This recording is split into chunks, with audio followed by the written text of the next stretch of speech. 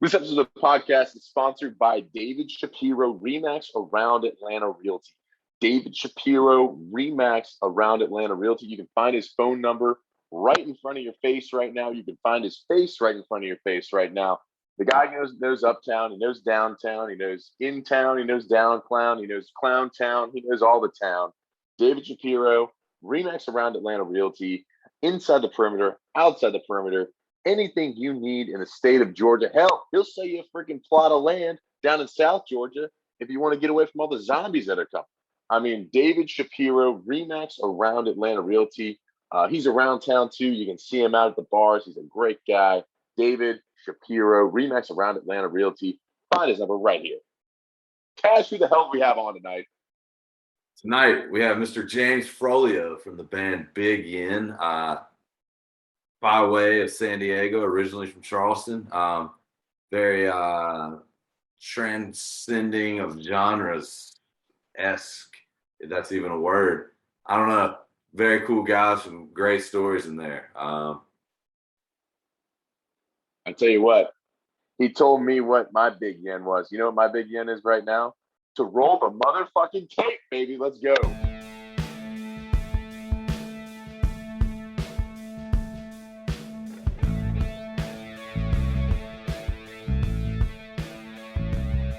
All right. Welcome back to Indiebnb. Today, we're joined by James Frolio of the band Big Yen, all the way from San Diego. What's going on, my man? Dude, just hanging out, having a cup of coffee. It's kind of late for that, but, no judgments, man. I'm having a great day. How are you guys doing?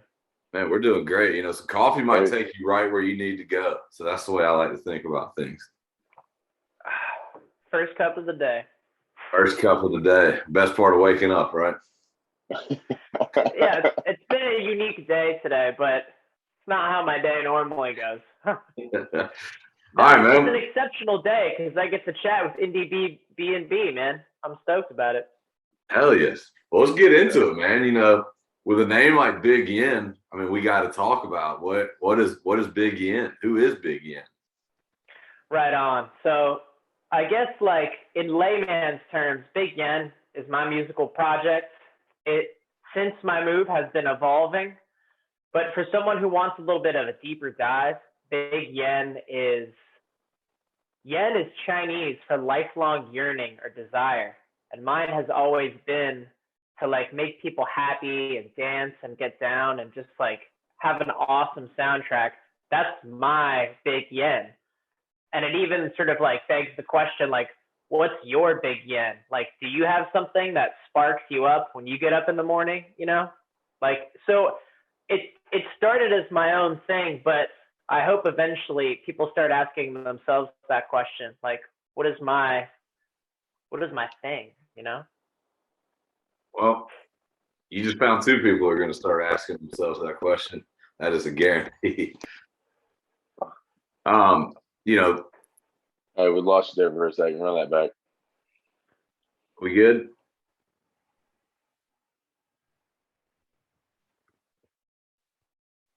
All right.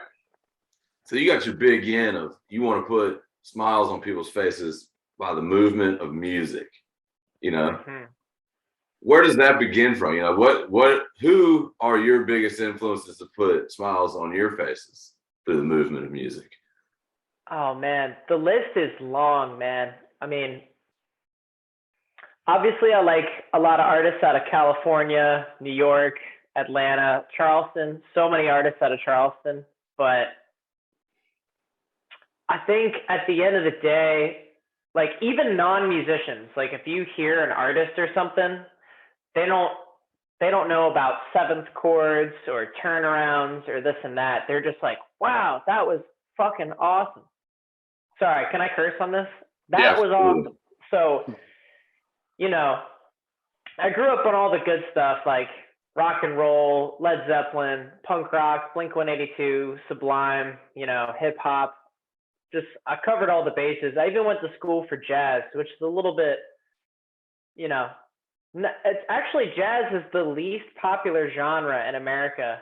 I read that somewhere, some clickbaity title, but I guess to answer the question, man, anyone who comes with this like sense of like, I do not care about what is being played on the radio. Here is who I am, whether that's a jazz musician or a punk musician or like, you know, I think Justin from Susto is a great example. I always looked up to the way that he performed because I don't think he went to school to play guitar, but you can hear his uniqueness in his songs, and he does not give a half-assed performance.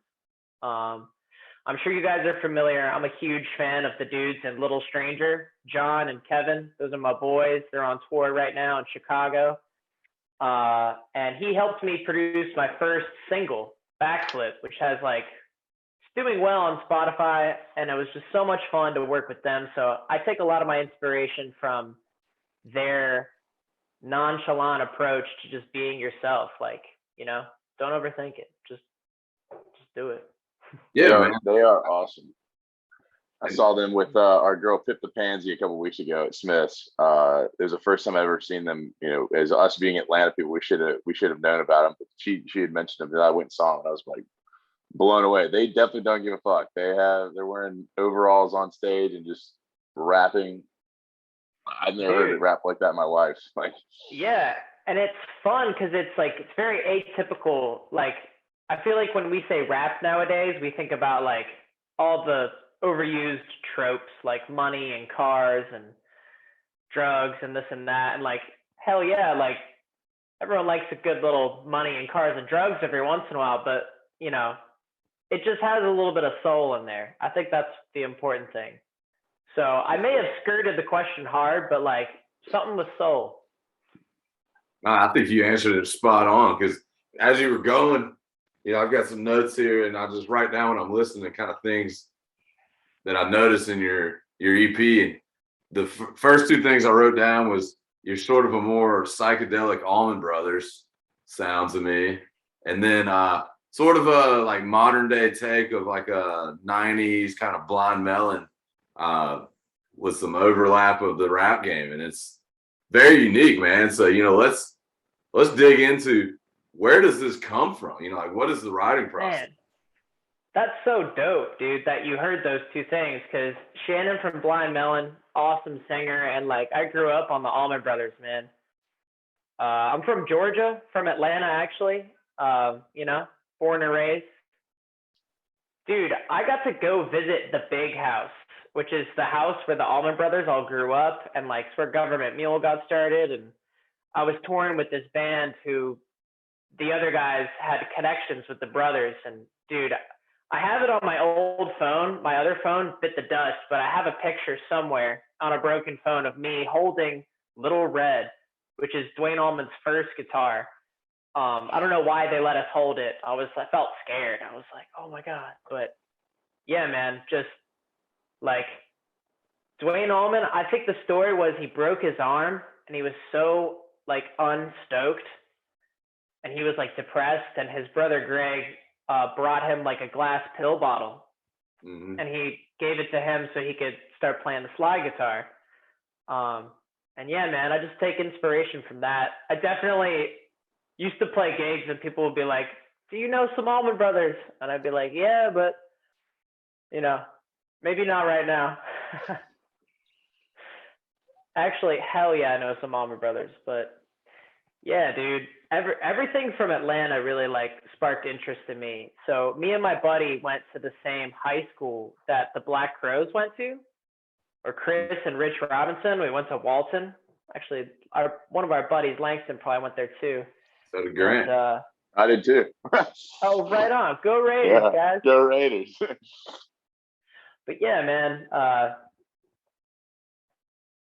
also think that all of my favorite artists have like, you can't just explain them in one word. Like you can, but it'll never really do it justice. Like I take a bunch of inspiration from G-Love. He's like hip hop, blues, acoustic. Like what awesome genres to just like throw onto a plate. And, you know, the Allman Brothers and the Dead took that American roots music and put a psychedelic, you know, pop twist on it. you know? So I always try and think about that when I'm writing music, like what are my favorite things that don't seem like they go together, and I'll like try and put them together.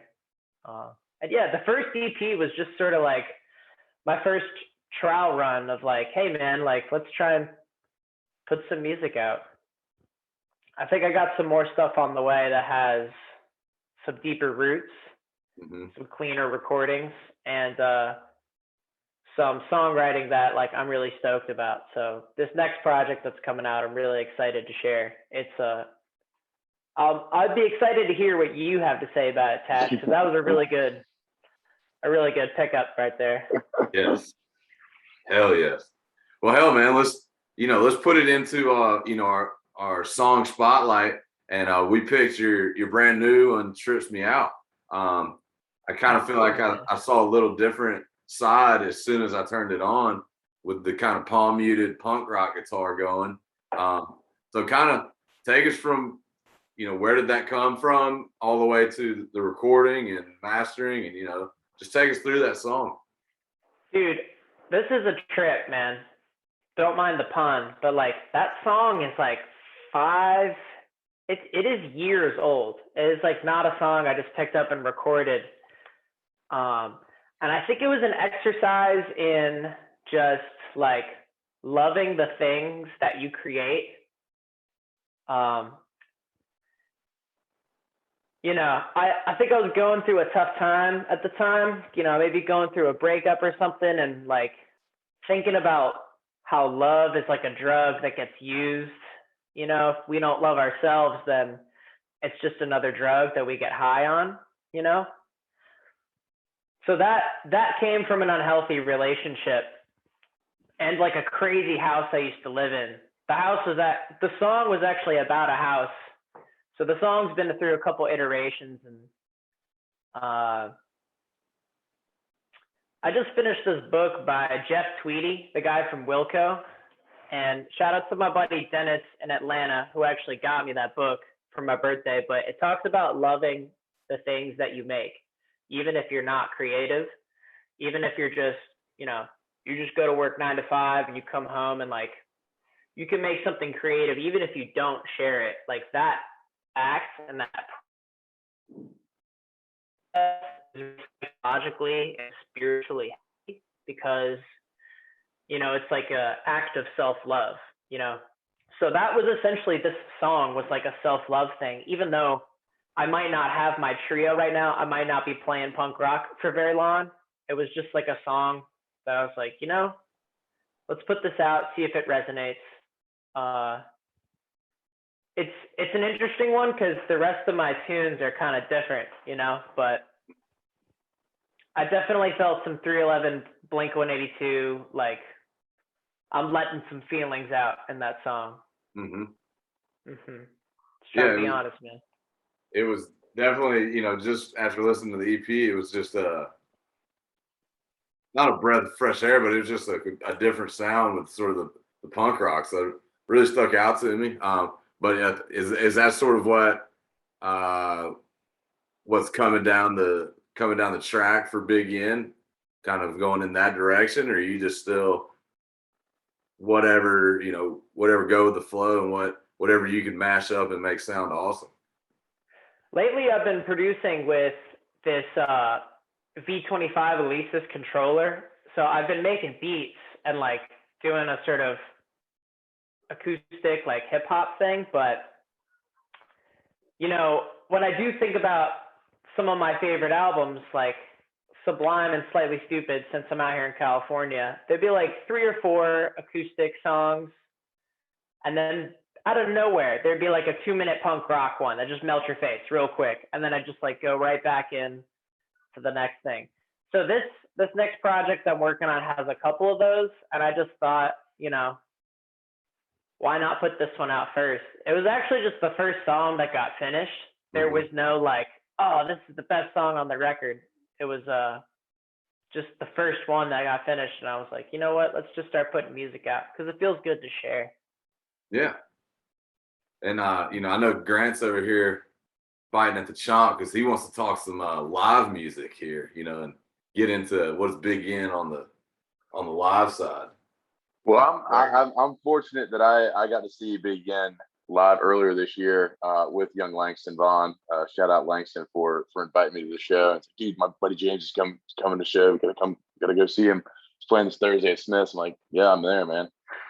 And the diversity is so evident. I think I wrote down like 5 to 6 different, like it felt like I was seeing like 5 to 6 different shows in one by just going and like, because I think I heard the ripping like punk rock, but then I got into the much more vibey, much on that slightly stupid vibe. So when you're doing a show, how do you make your set like flow to a point where you're like, hey, I want to bring him up now, I want to bring him back down, I want to bring him kind of keep him in the middle here.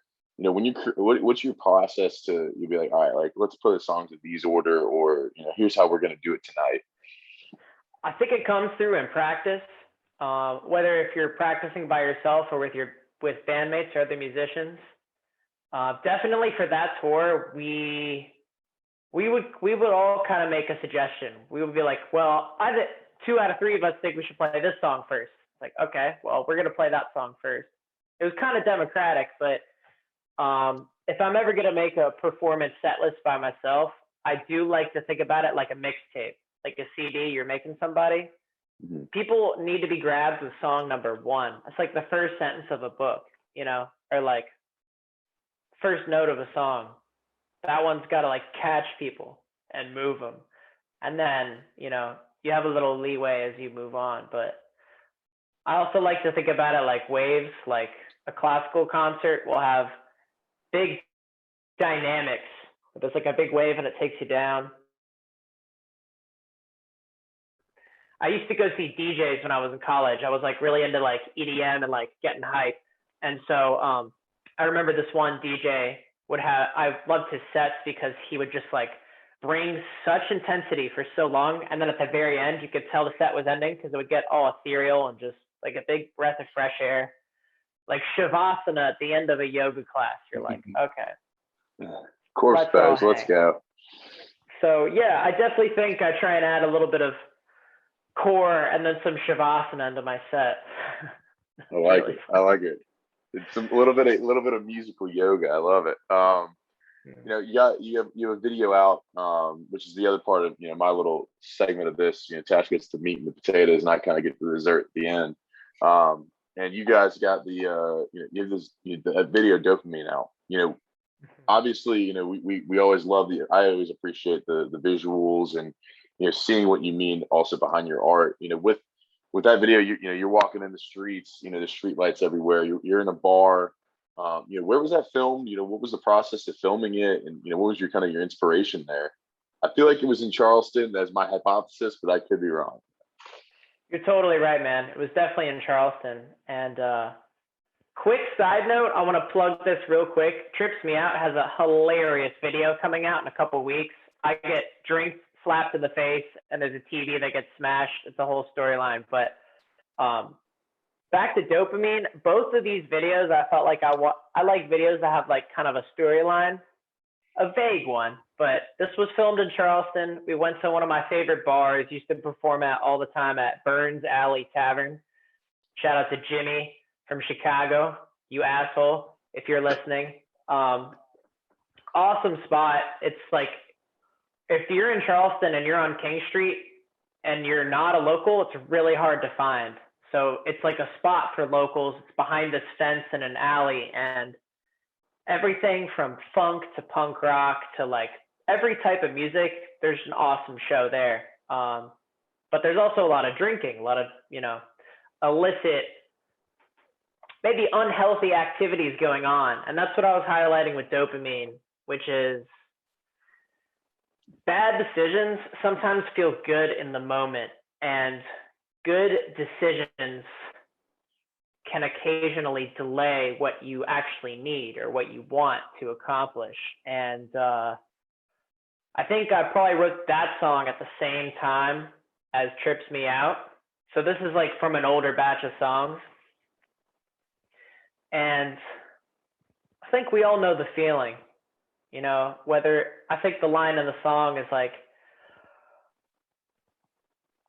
Whether it's the drink or the smoke in my other hand, scrolling on my phone, it's how we don't understand how we're being programmed now to go seek it out, you know? So, man, I was walking around town the other day and I saw this guy in front of me just compulsively scrolling through Instagram, closing all his apps, opening them all, scrolling, and doing the same thing because he couldn't like just sit. And I do that too sometimes, but that's what that song's about. I call it brain candy, you know? It's like it's really good in the moment. It's super low reward. And then afterwards you kind of feel like, ugh, I don't feel so good. So recording that was showing how there's a bunch of easy ways to make bad decisions. You know, Charleston's full of drinks. So is Atlanta. So is San Diego. So is any city, really, you know? And if it's not a city, it's probably some drugs or something weird. But just recognizing that is what that song's about. I think I used meditation at that point in my life to get out of like a depressive loop, to regain cognitive like autonomy. And then that's honestly when I started making really good decisions for myself, like just being healthier, making better relationships, having a better dialogue with myself. Like that's super important, you know? And like you guys, like just going out and making cool like podcasts and art and like, you know, making a name for yourself and not just taking the same old road, like work 9 to 5, drink my brains out and then repeat, you know? So that was my like little sticky note to myself to remember not to fall into that. Yeah. I mean, I definitely can, you know, the bar lights in that video, like I think it's a perfect example of what you're talking about with just like, hey, this is always going to be there. They don't go out, and they're it's easy. It's an easy thing to get good at. You know, it's not something hard or it's not something, you know, creative or anything. You're going and you're someone's giving you something. You know, it's easy to get good at drinking. But yeah, and doing, you know, anything else that just straight up is on that dopamine level kick. So, and it's not to say that it's like a bad time when it's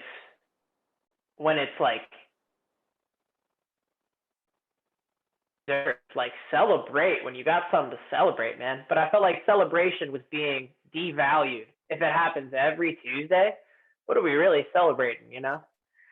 I was talking with my girlfriend about this, where there is a proper way to like use alcohol and not even trying to be like a, you know, whatever that alcohol class we all took in college. Like you see how psychedelics, like people can take psychedelics and have a reverence for them and like gain something. And that's really cool to me.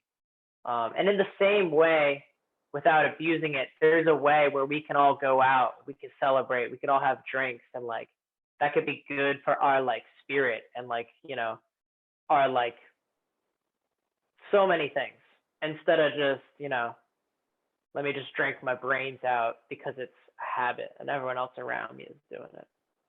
So I like that. I like that. Well, you know, we'll get back to a little bit of something a little bit sweeter here. I like that word brain. I like that word brain candy. Because this next part of the pod, you know, we always it's kind of a fun, you know, very, you know, we'd like to wrap it up with Pete Peterson's party pack of questions. And so these are going to be rapid fire, hammer away, answer right after you get it. And I'll try to speak as clear as I can. Sometimes I go too fast, get too excited. So we're going to kick it off here. Pete Peterson's party pack of questions. Here we go. 20 questions right in a row. And we're going to start now. Cake or pie? Pie. Pie, man. All right. Coffee or tea? Damn, that's a hard one. I just drank a cup of coffee, so it's got to be coffee, but I love some green tea. Okay. Waffles or pancakes in the morning? Pancakes. Don't have a waffle maker. Got it. Circus peanuts, the big orange peanuts you get at the gas station. Are you a fan? Negative. Not yet, anyway. Not yet is a great answer. Tash thinks I'm a serial killer because I like circus peanuts. Yeah, I like them. What do you want to do? Are aliens real? Absolutely. Mm-hmm. Okay. At a party, are you more likely to go in and bust the robot or the worm? I do a mean robot, and I do it unprovoked, actually, as like a joke and seriously. So the robot for sure. Gotcha. You might Have yet to try the worm. Yeah. Langston Bond doesn't mean robot as well. So you guys might have collaborated on that. So I'm not surprised. We might have mutually inspired each other. Right on. All right. When you sit down and you're going to watch a little bit of telly, are you going to watch a TV show or are you going to sit down and take on a movie? I normally do the whole movie. I have gone to a couple awesome binge-worthy shows, but I really enjoy a movie's kind of like an album, you know? It's got that contour. Gotcha. All right, what's better out there in San Diego, the beautiful sunrises or the beautiful sunsets? Dude, the sunsets are unreal. Actually, the camera's not gonna like have a great time with this, but it just happens right outside my window here. Oh yeah. You know, every day nice. We're facing the sunset. Nothing beats that Charleston sunrise, though. Okay. Interesting. You got a little West Coast, East Coast flavor there. All right. Ninja or a pirate? I know you're from Charleston, so I have a guess of what he's going to say here. I vibe more with ninjas, but I know I'm rocking the like Dread Pirate Roberts right now. I got to go with the ninja. Okay. Ninja man. All right. Chips or pretzels? Chips. And I'm disappointed to say that, but chips. Interesting. All right. Would you rather have a night in or a night out?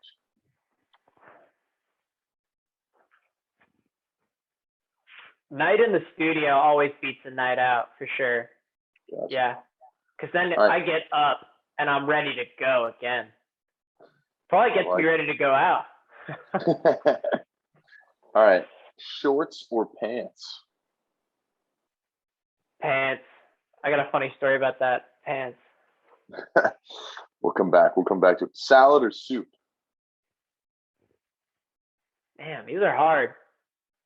It probably changes day to day, but let's go salad. I'm feeling crunchy. Okay. Tendies or wings? Say that again? Tendies or wings? Chicken tenders or chicken wings? Oh, tendies. Tendies all day? All right, what are you dipping in? Tendies or nugs, for sure. You dipping them in ranch or blue cheese? My girl loves the ranch. I'm kind of a honey mustard. If I could just totally throw in a rando, it's a honey mustard, man. Yeah. I like it. All right. When we do get to celebrate something that, you know, within moderation, are you a day drinker or are you a party all night drinker? I'm probably a day drinker, but if we can extend it into the night, man. All right, so it's Libra season. I'm a Libra. I don't know if you've noticed every one of these questions. I'm like, well, on the other hand, I'm going to try to stop doing that. Fucking day drinker, man. Let's get hammered. He's a day drinker. I like it. All right. Is Bigfoot real? It's bullshit. Not real. He's out Absolutely on Bigfoot. Not real. I like it. This one's going to be harder for you. Is love at first sight real? Yeah. Yeah. Okay. Yeah. First-hand experience, it is. Wow. Well, our final question. I think it's love at first eye contact, not just like you see somebody in a magazine or whatever. There has to be a mutual, anyway. Connection. Yeah. Yes, I like it. All right. What are our two bands that we need to check out that we might not know? Word. So definitely, I'm going to give a shout out to my buddy Leighton Meacham. He has a soulful reggae band out of Charleston, South Carolina called The Destinators. Shout out to The Destinators. Such awesome music. They just had a new single drop. we played a show with them in Greenville the night before our Atlanta gig on the Punkadelic run. So big ups to those guys. I can name drop all of them, but go check them out. Wonderful tunes, great artwork. The other guys, this is a band I'm looking to connect with out here in California. They're playing San Diego in a month or two. They're called Spray Allen. Spray Allen. And it's got the bassist, Eric Wilson, formerly of Sublime, and with some younger cats in it too. And it's like a rock band. They only have 2 singles out right now, but they're just like, getting back to playing original music and not just like riding that legacy of Sublime. They're like starting a new rock band with new vibes. And I really appreciate that, because very cool. It's new music. There's always going to be old music, but what's new is like super fucking exciting because it's, who knows, dude, could be even better. Yeah. I mean, there's nothing like going to a show and, getting something new, seeing something you didn't think you were going to see. Tash's shirt right there, Fury and Few. We were, we went and saw one of our interviewees, Caroline Kingsbury. She's in Atlanta, I guess a week ago on Tuesday. And we go to that show and we're like, these guys are jumping off their fucking drumsticks and coming out with some fucking tasty licks. And Tash and I get Tash, this is why we showed up at 7:00. Like we showed up early because we had to see these motherfuckers. And so the openers will get you. So yeah. Tash, is that Fury and the Few? Was that a duo, drums and guitar? Yeah. They're from Atlanta. I think I saw them online too. Awesome, dude. I love that energy. That's that energy I'm talking about. Where it's like, they were insane. No fucks given. They immediately came out, ripped their shirts off, and just went balls to the wall for like 30 straight minutes nonstop, and played like Waterfalls by TLC. Like it was at some point, and then brought it back and was playing like Iron Man, and then just went right back into their own song. It was incredible. Great show. I love it. Yeah. Hell yeah. So they're a preview. They'll be coming on here later on this year. So we're excited to get Fury and Few on. But you have conquered the Pete Peterson party pack of questions. My last question is, of course, you got to tell us the shorts versus pants story. I mean, what you kind of alluded to that earlier. Didn't think I was going to come back to it, but what is going on with the shorts versus pants? Oh, yeah, man. So, I mean, I love music. I've been touring with a couple bands, other bands. Like I just love you could tell I love all styles. I play with this other blues band, and we were touring with another set of jam guys, and they're all older cats from LA, and they're like serious dudes, serious cats. They've played with like Slash and Bob Weir and like some of the guys from the Almonds. So we were all like, can I get you a coffee? Like, oh, nice solo, all that shit. We were just excited to be around them. And one day in this tour on the summer, I was just like, guys, it's pretty hot. Thinking about wearing some shorts. And all of the older cats were like, absolutely not, dude. Wearing shorts to a gig? Are you a child? Like, what? And so I felt, I was like, oh yeah, I'm totally kidding, guys. Gonna wear black pants in the middle of the fucking summer. So now I feel like, there's just this rock and roll thing where you wear pants, but hey man, it's a new generation. It might just be punk rock to wear some fucking jean shorts up there, or whatever. I like it. There's an old reverence for the pants. You must wear pants.